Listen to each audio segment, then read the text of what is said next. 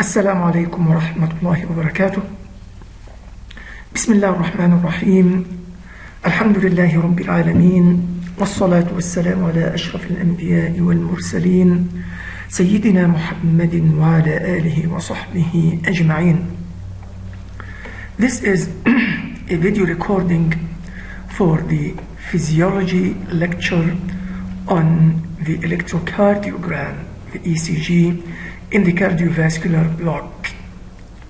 These are the active learning objectives, the intended learning outcomes, the ILOs for this learning activity. And here we have the recommended learning resources for this lecture. The electrocardiogram, the ECG, or the EKG as the Americans say, is a record of the electrical activity of the heart from the surface of the body. We mentioned in the previous lecture, in the lecture on the electrical activity of the heart, that the sinoatrial node, the pacemaker of the heart, generates rhythmical electrical impulses, which we call them the cardiac impulses, and these rhythmical electrical impulses are conducted through the specialized conduction system of the heart, and also from cell to cell directly through the gap junctions in the intercalated discs, in order to stimulate and excite the myocytes in the atria and the myocytes in the ventricles.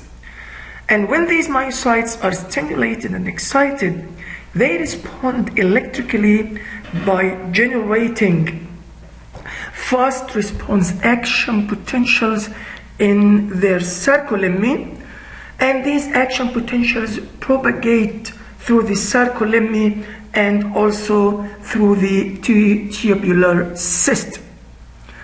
So it is thus clear that the heart functions as an electric generator, and the electrical activity generated by the heart is transmitted to the surface of the body, because the tissues of the body are good electrical conductors, since they contain electrolytes, and then it is possible to record the electrical activity of the heart from the surface of the body. So here we have the heart,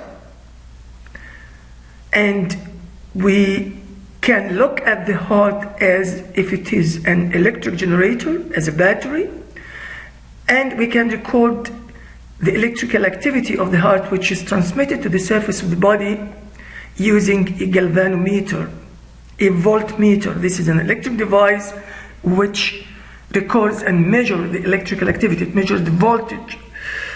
And we need to have electrodes to close this electric circuit so that we can measure and record the electrical activity of the heart from the surface of the body. Now a very important question arises, which is, what is the difference between recording an action potential and recording the electrocardiogram? The ventricular action potential is recorded from a single myocyte using an intracellular electrode. So when we record the action potential of a single myocyte, we need to insert a microelectrode into the cell, and we place it just very close to the inner surface of the membrane, and the other electrode is placed on the outer surface of the membrane, and the two microelectrodes are connected to a galvanometer. In this case, we record the action potential from a single cell. While in recording the ECG, the electrocardiogram represents the summed electrical activity of all cells in the heart, and we record this summed electrical activity from the surface of the body. We shouldn't insert microelectrodes into each and every myocyte. So we record the electrical activity of all cells of the heart from the surface of the body. Again, we need to have a galvanometer. We need to have an ECG machine, which is nothing but a modified galvanometer, and we need to have electrodes to close the electric circuit. Thus, if a recording electrode is applied on any point on the surface of the trunk, and this recording electrode is connected to a galvanometer, it records the electrical activity of the heart. It will detect electrical waves reflecting the electrical activity in the heart. These electrical waves may be as small as 1 millivolt, and thus we can amplify them in order to see them well, and we can record them on an ECG paper or on a monitor or on a computer, and we can store them. You need to focus on these electrophysiological facts related to recording an electrocardiogram. The first fact is that a positive wave, a wave above the isoelectric line, is recorded when the polarization is propagating towards the electrode, or when repolarization is propagating away from the electrode. On the other hand, a negative wave is recorded. A negative wave is a wave when the ECG machine needle moves downwards below the isoelectric line and then returns to the isoelectric line. So a negative wave is recorded when the polarization is propagating away from the active electrode, or when repolarization is propagating in the direction of the active electrode. And when there are no propagating potentials, no waves are recorded, and the recording needle will remain on the isoelectric line, on the line of the zero potential, which is known as the isoelectric line. For recording an ECG, we need two electrodes, as we mentioned in the previous slides, in order to close the electric circuit. One of the electrodes is the active electrode, which is also known as the searching electrode or the exploring electrode. And this electrode, the active electrode, is applied to a recording point on the surface of the trunk and is connected to the positive end of the ECG machine, the modified galvanometer. The other electrode is the reference electrode and serves as a reference to the active electrode and connected to the negative end of the galvanometer. So here we have this part is depolarizing, because the inner surface of the membrane is positively charged and the outer surface of the membrane is negatively charged. And as you can see, depolarization is moving towards the active electrode. This gives a positive deflection. So the needle of the ECG machine moves up and then returns back to the isoelectric line, giving a positive deflection, a positive wave. So a positive wave is recorded. Positive wave is a wave above the isoelectric line when the polarization is propagating in the direction of the active electrode. Now, what has happened, now this part is repolarizing because the inner surface of the membrane is becoming negatively charged and the outer surface is now positively charged. And we have repolarization moving towards the active electrode. This gives a negative wave. The needle of the ECG machine moves down the isoelectric line and then returns back to the isoelectric line.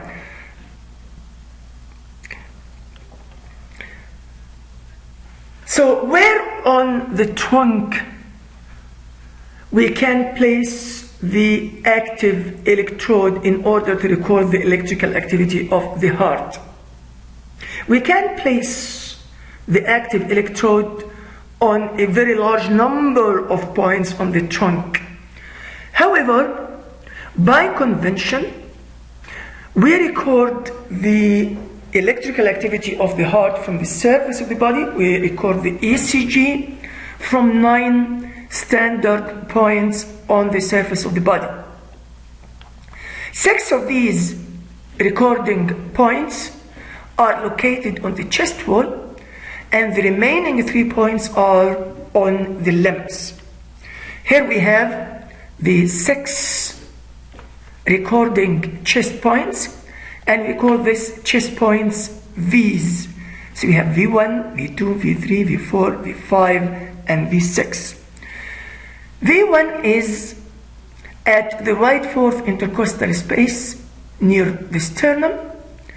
V2 is at the left fourth intercostal space near the sternum. V3 is midway between V2 and V4, so we need to define what is V4. V4 is at the left fifth intercostal space at the mid-clavicular line, at the apex of the heart. V5 is at the left fifth intercostal space at the anterior axillary line, and V6 is also at the left fifth intercostal space but at the mid-axillary line.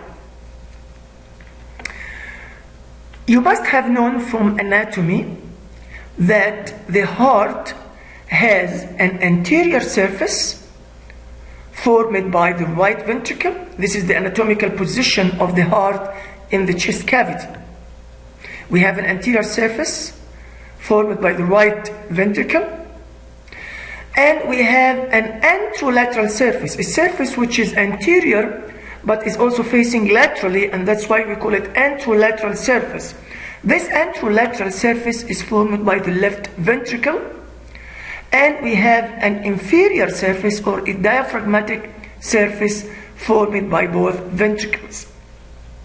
This is the body, and if we take a cross section through the heart, through the ventricles, we will see that the right ventricle forms the anterior surface of the heart, and the left ventricle forms the anterolateral surface of the heart.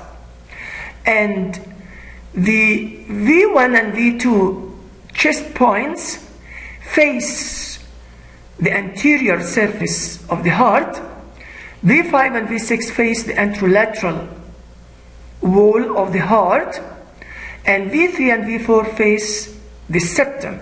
So they face the anteroseptal portion of the heart. So if the active electrode is placed at V1, the active electrode would be recording the electrical activity of the anterior wall of the heart. Similarly, if the active electrode is placed at V2, it would be recording the electrical activity of the anterior wall of the heart. If it is placed at V5 or V6, it will be recording the electrical activity of the anterolateral wall of the heart. And V3 and V4 will be recording the anteroseptal. So what about then the electrical activity of the inferior surface of the heart?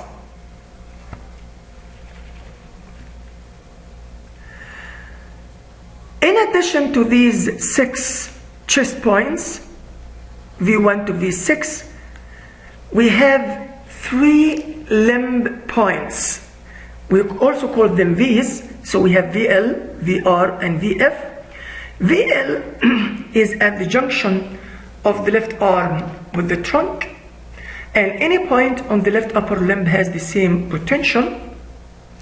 And if we place the active electrode at this is VL, and any point on the left upper limb would have the same potential. So if we place the active electrode here at VL, the active electrode would be facing the anterolateral surface, or the anterolateral wall of the heart would be facing the left ventricle.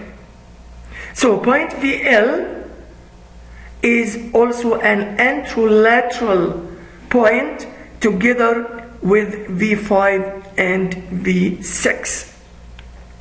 VR is at the junction of the right arm with the trunk, and any point on the right upper limb would have the same potential. So this is VR. VF is at the junction of the left lower limb with the trunk, and any point on the left or the right lower limbs would have the same potential. So this is the VF here. So when we place the active electrode at point VF, the active electrode would be facing the inferior surface of the heart. So we have finished with describing the locations of the recording points, the 6 chest points and the 3 limb points. And now let's see what we get when we place the active electrodes at these specific recording points, and we ask the ECG machine to show us the record of the electrical activity of the heart. And this is what we call the ECG leads. So an ECG lead is the ECG record. It is the actual record obtained on the ECG paper as it comes from the ECG machine, or on the monitor or on the computer when the recording electrodes are placed at specific points on the body. How many ECG leads we can have?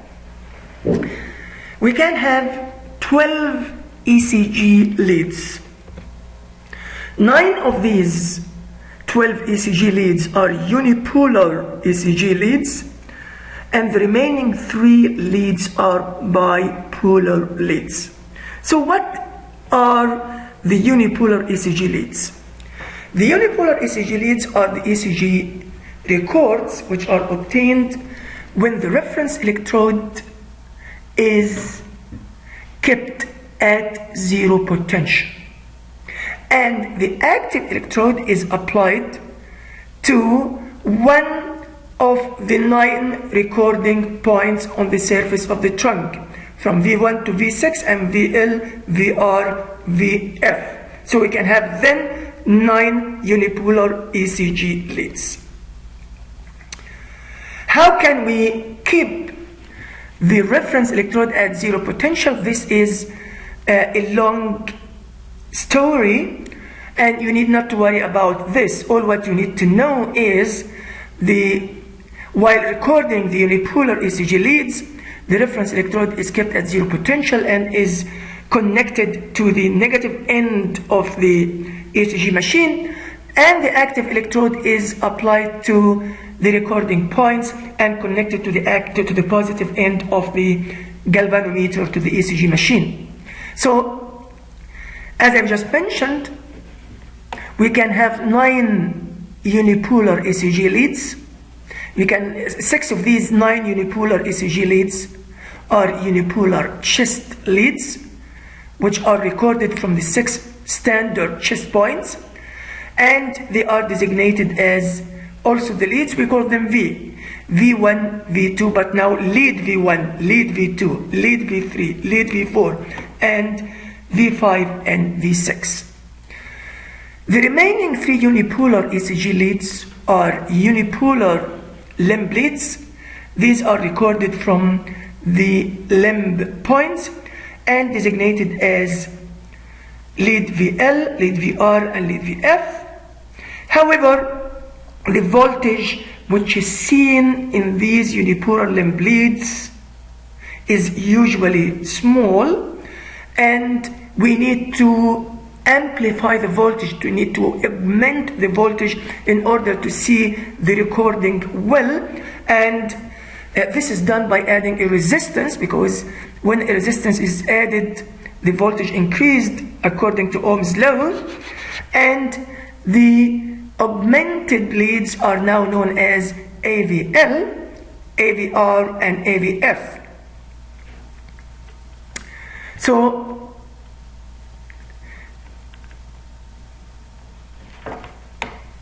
the unipolar ECG leads, again, we have 6 unipolar chest leads designated from V1 to V6. V1 ECG lead is when we place the active electrode at point V1 and the reference electrode is kept at 0. And the same description applies to the other unipolar chest leads.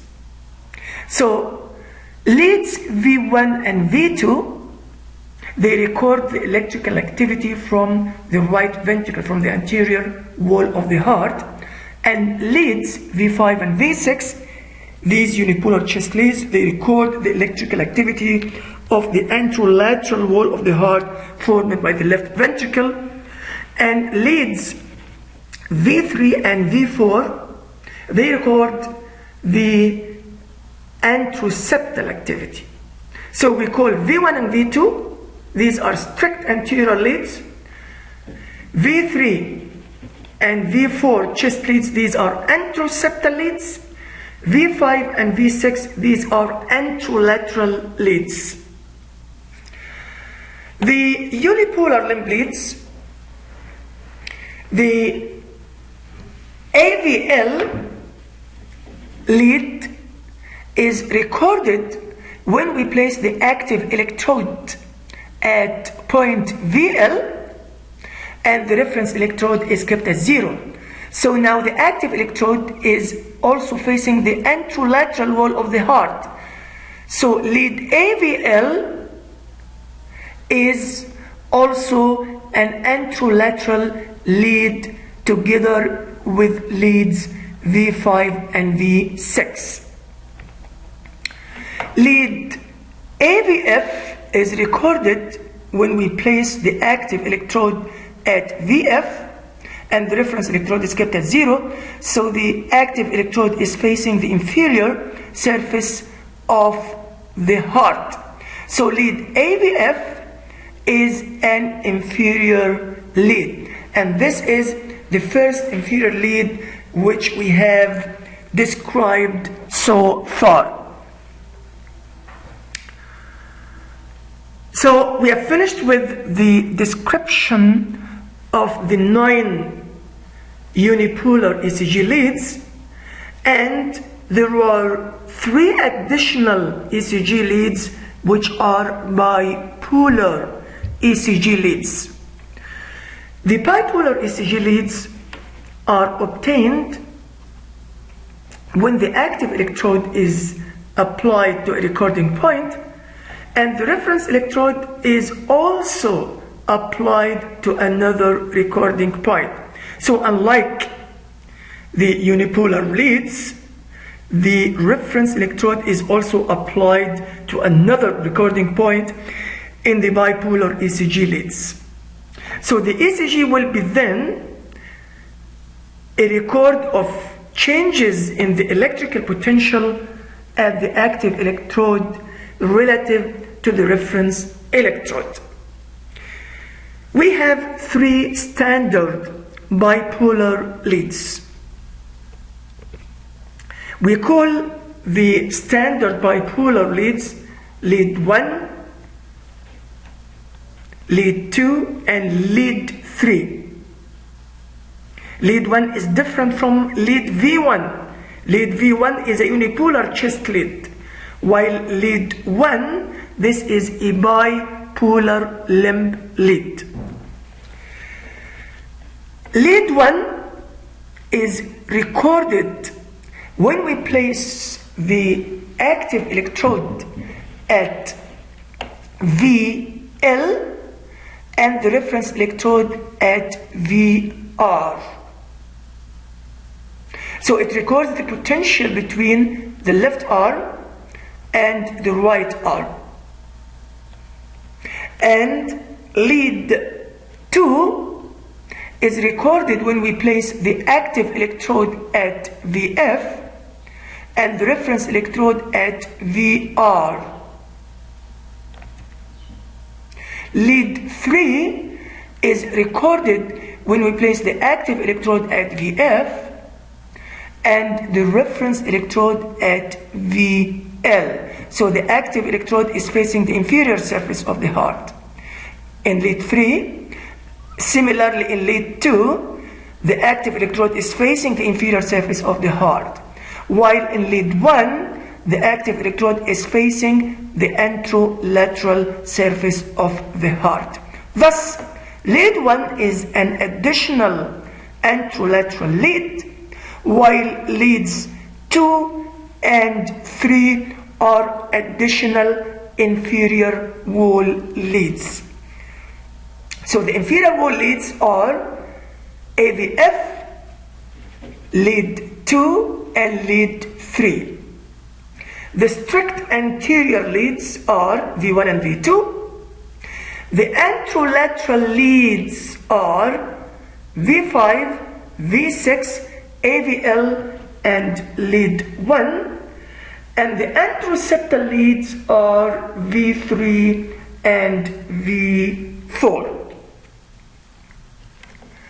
The bipolar limb leads can be looked at as if they are electric vectors.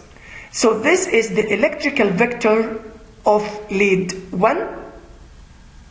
A vector has got a value in magnitude and a direction, and this is a vector of lead 2, and this is the vector of lead 3.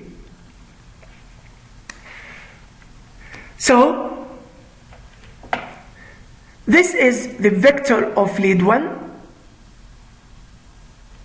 and this is the vector of lead 3, and this is the vector of lead 2. So it looks that the magnitude and the direction of vector 2 is equivalent to the sum of vectors 1 and 3, because this is the direction of the vector of lead 1, this is the direction of the vector of lead 3, and this is the direction of the vector in lead 2. So in the ECG at any given instant, the potential of any ECG wave, the waves of the ECG will be described later in the lecture. The potential of any wave in lead 2 is equal to the sum of the potentials of the same wave in leads 1 and 3. Because the vector again of lead 2 is equal to the sum of the vectors of lead 1 and lead 3. And this relationship was first described by Einthoven, and we have a law in the ECG known as Einthoven's law. This law states that at any given instant, the potential of any wave in lead 2 is equivalent to the sum of the potentials of the same wave in leads 1 and 3. So the voltage again of any wave in lead 2 is equal to the sum of the voltages or the potentials of the same wave in leads 1 and lead 3. So if the electrical potentials of any two of the three bipolar limb leads are known, the third one can be determined mathematically using Einthoven's law of the ECG.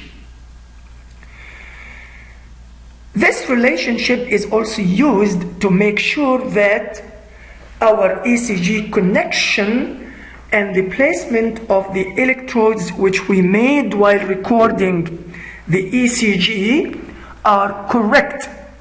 So if we measure the voltage of a particular wave in lead 2 and we measure the voltages of the same wave in lead 1 and lead 3, and we find that the voltage of that wave in lead 2 is equivalent to the sum of the voltages of the wave in leads 1 and 3, this means that our ECG connection and the placement of the electrodes are correct. So having described the ECG leads, the unipolar ECG leads, and the bipolar ECG leads, and having known that we can have 12 ECG leads, 9 of them are unipolar leads and 3 are bipolar leads, let's see how the ECG is recorded, how these ECG leads are recorded. We can record each ECG lead separately, but this will not be convenient for the patient and it will take long time to record the ECG. So what we actually do in practice, we place the active electrodes at all the 9 recording points on the body, and we press the ECG machine and the ECG leads will come out of the ECG machine, or the ECG leads, the 12 ECG leads will be displayed on the ECG paper as the paper comes out of the ECG machine, or the 12 ECG leads will be displayed on the monitor or on the computer. So this is what we do when we record an ECG. The ECG leads, the actual records which we see, are composed of waves, ECG waves, and ECG intervals, and ECG segments. And for simplicity, let's record only one ECG lead and identify the ECG waves and intervals and segments. And let's record the AVL. And when we record the augmented VL, remember AVL is a unipolar limb lead. So the active electrode is placed at VL and the reference electrode is kept at 0. The active electrode is connected to the positive end of the galvanometer, and the reference electrode, which is kept at 0, is connected to the negative end of the galvanometer. So when we have the polarization moving towards the active electrode, this will give us a positive deflection, a positive wave, and we will see the details of these waves and intervals when we record the AVL. So now we are recording AVL. We are placing the active electrode here at point VL. and we connect this active electrode to the positive end of the galvanometer, and the reference electrode is kept at 0 and connected to the negative end of the galvanometer. So the impulse originates at the sinoatrial node and spreads to depolarize the atria. So now the polarization is moving in the direction towards the active electrode. So the needle of the ECG machine moves up, giving a positive wave. So it moves up and then back to the isoelectric line, giving a positive wave, because atrial depolarization is moving towards the active electrode placed at VL. This positive wave recorded as a result of atrial depolarization is known as the P wave. Then the impulse reaches the AV node and is delayed in the AV node, and when the impulse is delayed in the AV node, the needle of the ECG machine remains at the isoelectric line. Then the impulse spreads to the ventricles through the AV bundle of Hess and bundle branches, the right bundle branch and the left bundle branch, to depolarize the ventricles. The first part of the ventricle to get depolarized is the interventricular septum, and it is depolarized by the left bundle branch. Thus, the polarization of the interventricular septum moves from left to right. So, the polarization of the interventricular septum from left to right moves away from the active electrode, because the active electrode is here at VL. So this gives a negative deflection in the ECG lead termed Q wave. So Q wave is due to septal depolarization from left to right. Then the walls of the right and left ventricles are depolarized, and depolarization of the ventricular walls proceeds from the endocardial surface to the epicardial surface, from the inner surface to the outer surface, from the endocardial surface to the epicardial surface. So in the case of depolarization of the left ventricular wall, depolarization is moving in the direction of the active electrode, while in the case of depolarization of the right ventricular wall, depolarization is moving away from the active electrode, because the active electrode is here at VL. So what will this give then in the ECG? Will the ECG needle move up, giving a positive deflection, or down, giving a negative deflection? This is a very important question. We have known from the previous lectures that the left ventricle is 2 times to 3 times as thick as the right ventricle. Thus, the depolarization current of the left ventricle is 2 to 3 times as big as the depolarization current of the right ventricle. Thus, the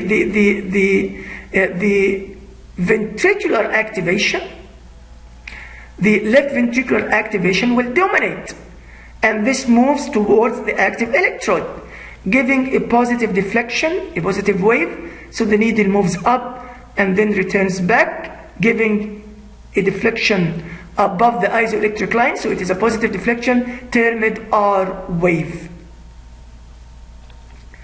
The last portion of the ventricles to get depolarized is the pulmonary conus, is the part of the right ventricle where we have the origin of the pulmonary trunk, and when this happens, depolarization is moving in this direction away from the recording electrode, and this gives a negative deflection known as the S wave. So the Q wave along with the R wave and the S wave represent depolarization of the ventricle, ventricular depolarization. And we combine them together and we call them QRS complex.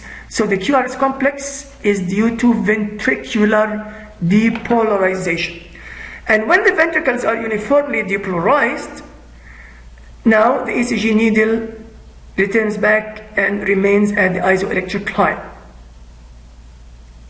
Then after the ventricles finish with depolarization, the ventricles begin to repolarize.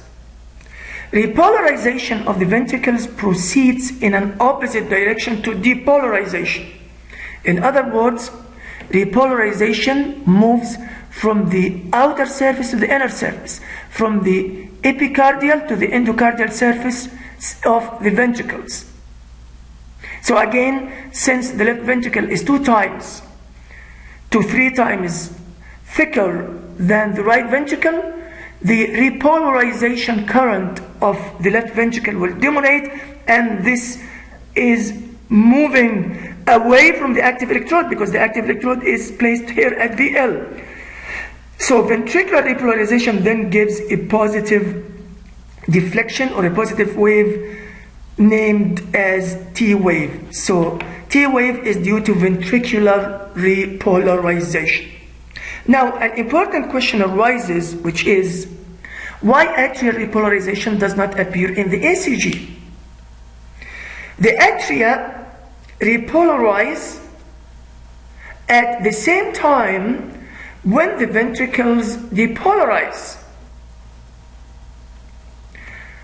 And since the ventricles are much thicker than the atria, the ventricular depolarization current dominates, and this is the current which is going to be seen in the ECG leads, and this current is seen as the QRS complex as we have just described.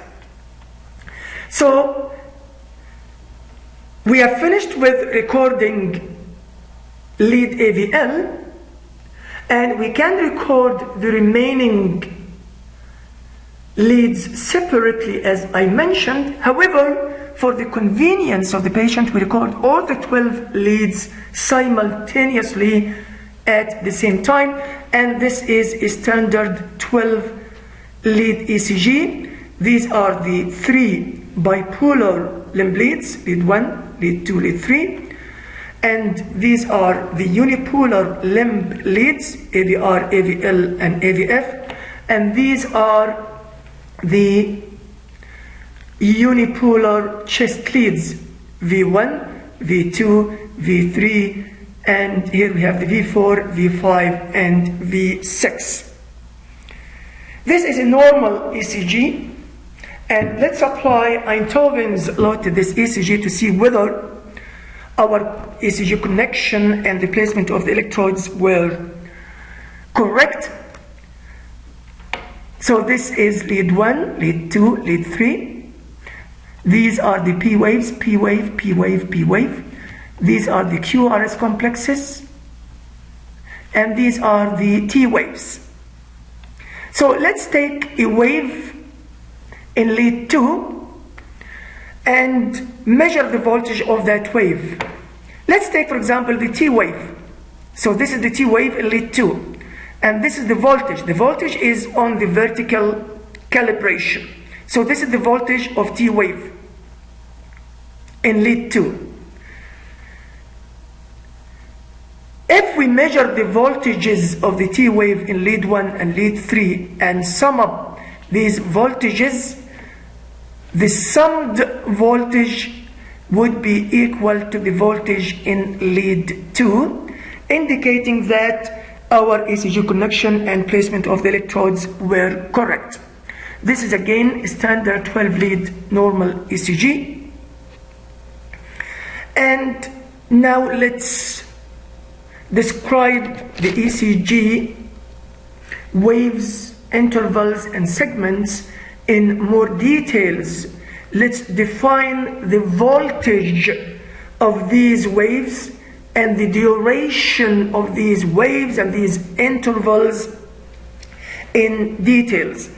And before describing this, it is very important to describe the voltage and time calibration of the ECG. This is the ECG paper or the ECG display, which we see on the monitor or the computer, and it is divided into small squares and large squares. Each large square is composed of 5 small squares in the vertical direction and also in the horizontal direction. Each small square is equal to 1 millimeter horizontally and vertically. So let's take this large square and magnify it. So each large square is composed of 5 small squares horizontally and 5 small squares vertically. Each of these small squares is 1 millimeter horizontally and 1 millimeter vertically. The vertical calibration lines in the ECG paper or in the ECG display represent the voltage in millivolts. And as we just mentioned, one small square in the vertical calibration is equivalent to 1 millimeter, and 1 millimeter in the vertical calibration is equivalent to 0.1 millivolt. Thus, 5 small squares in the vertical calibration, which are equivalent to 1 large square, are equivalent to 5 millimeters, and these are equivalent to 5 multiplied by 0.01 are equal to 0.5 millivolts. In the horizontal calibration lines represent the time in seconds.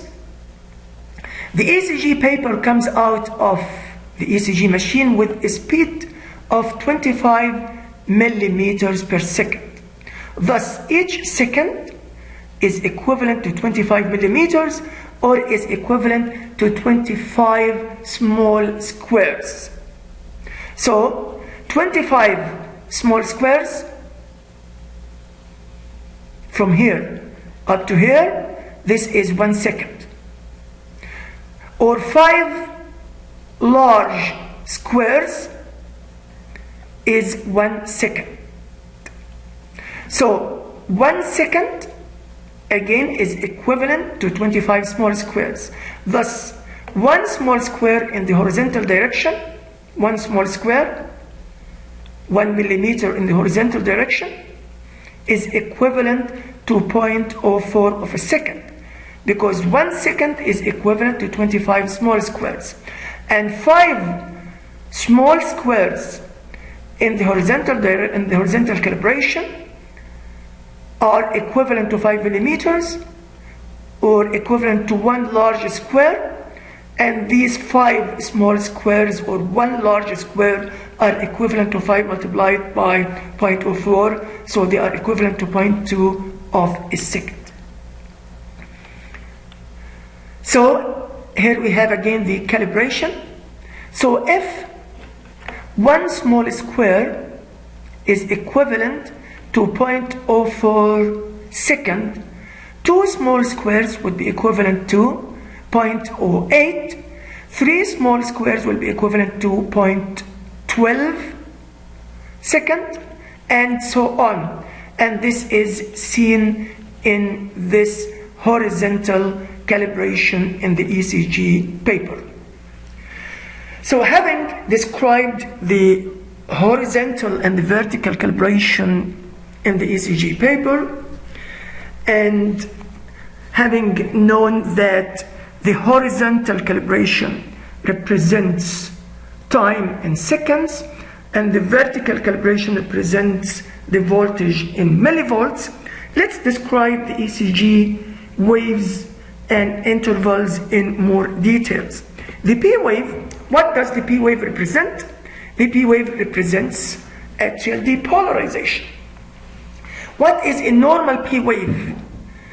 A normal P wave has an amplitude, has a voltage which is equal to or slightly less than 2 millimeters. In other words, it has an amplitude or a voltage which is equal to or slightly less than 2.5 millimeters. So it has got an amplitude which is equal or slightly less than, each millimeter is equivalent to 0.1 of a millivolt as we described in the vertical calibration. And it has got a duration of less than or equivalent to 0.12 of a second. 0.12 of a second is equivalent to 3 small squares, because each small square in the horizontal direction, in the horizontal calibration, is equivalent to 0.04 of a second. So this is a normal P wave because its duration is about, yes, this is 1 small square, 2, less than 3 small squares, so it is less than 0.12 of a second. The QRS complex represents ventricular depolarization. And what defines a normal QRS complex? A duration of 0.08, 2 small squares, up to 0.1 second, 2 small squares and a half. So this QRS complex this is 1 small square, and this is half small square, this is half small square. So the duration of the QRS complex in this ECG lead is 2 small squares, which is equivalent to 0.08 of a second. So it is a normal duration of the QRS complex. Increased width of the QRS complex is characteristic of defects in the bundle branches or Purkinje fibers. If we have left bundle branch block, if there is a block in the left bundle branch or in the right bundle branch, the ventricles would take longer time to get depolarized, so we will have longer duration of the QRS complex, and the longer duration of the QRS complex is seen in the ECG as wide QRS complex. The T wave represents ventricular repolarization, and a normal T wave has the same polarity as the P wave. The P wave is a positive deflection, so the T wave is also a positive wave. The PR interval, this is the time interval between the beginning of the P wave and the beginning of the QRS complex. So it is the interval between the beginning of the electrical excitation of the atria and the beginning of the electrical excitation of the ventricles. A normal PR interval has got a duration of 0.12 of a second up to 0.21 of a second. 0.12 of a second is equivalent to 3 small squares, and 0.1 of a second is equal to 5 small squares. So let's see whether our PR interval in this lead is normal or not. So this is the PR interval from the beginning of the P wave to the beginning of the QRS complex. So how many small squares? So 1, 2, 3, 4, and if we add these, so about 5 small squares. So 5 small squares is equivalent to 5 multiplied by 0.04, equivalent to 0.2 of a second. So this PR interval is of normal duration. What is defined by abnormally prolonged PR interval is when we have a block of the conduction of the impulse in the AV node. And this is seen in the first degree AV block. So when the electrical impulses are delayed than normal through their conduction in the AV node, this would prolong the PR interval. On the other hand, a shorter PR interval than normal signifies the presence of an accessory pathway between the atria and the ventricles. So when we have an accessory pathway, for example, a bundle known as the bundle of Kent, when this bundle is present, the impulses would bypass the AV node and would go through this accessory pathway faster than normal, so the ventricles would be depolarized earlier than normal, resulting in a shortened PR interval. The QT interval, this is the interval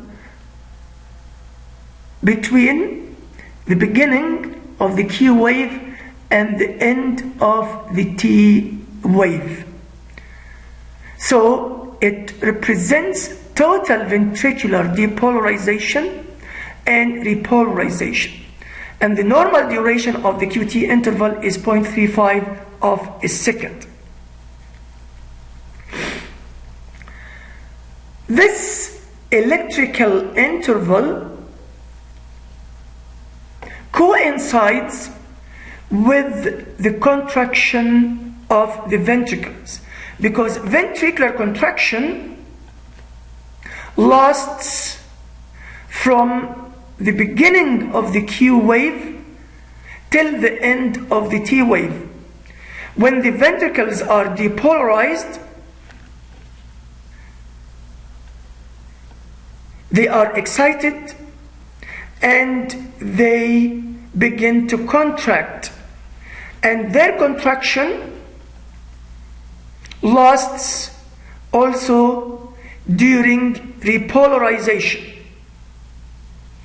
And when the ventricles finish with the repolarization, when they finish with the T wave, now the ventricles begin to relax, diastole begins. So the QT interval thus roughly approximates the period of ventricular systole. The ST segment is the segment between the S wave and the beginning of the T wave, and during this segment no electrical potentials are measured on the surface of the body, and the ventricular muscle cells are in the plateau phase of their action potentials. So calcium gets in, releasing calcium from the sarcoplasmic reticulum, and then the ventricles contract. Lastly, let's define what is the normal sinus rhythm. The normal sinus rhythm can be defined using the ECG. So this ECG strip shows a normal sinus rhythm. Similarly, this ECG shows a normal sinus rhythm.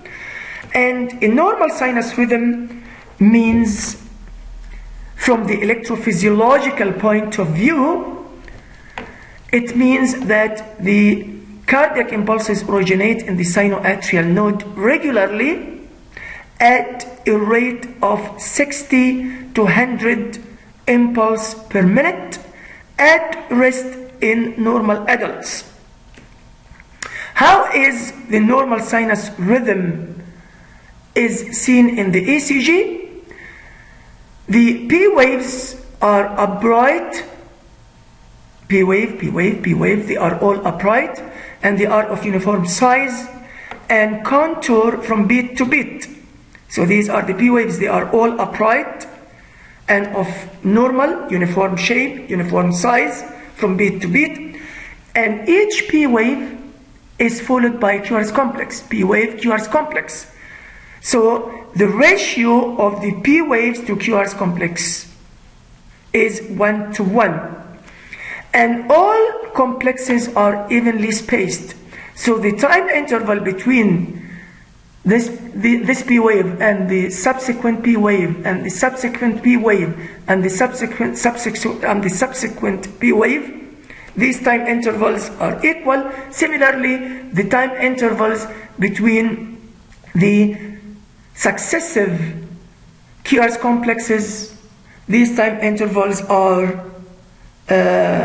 almost equal. So all complexes are evenly spaced and the PR intervals are constant with normal range. So these are the criteria for a normal sinus rhythm in the ECG. And that's the end of this lecture. And here we have the intended learning outcomes again. And thank you very much for listening.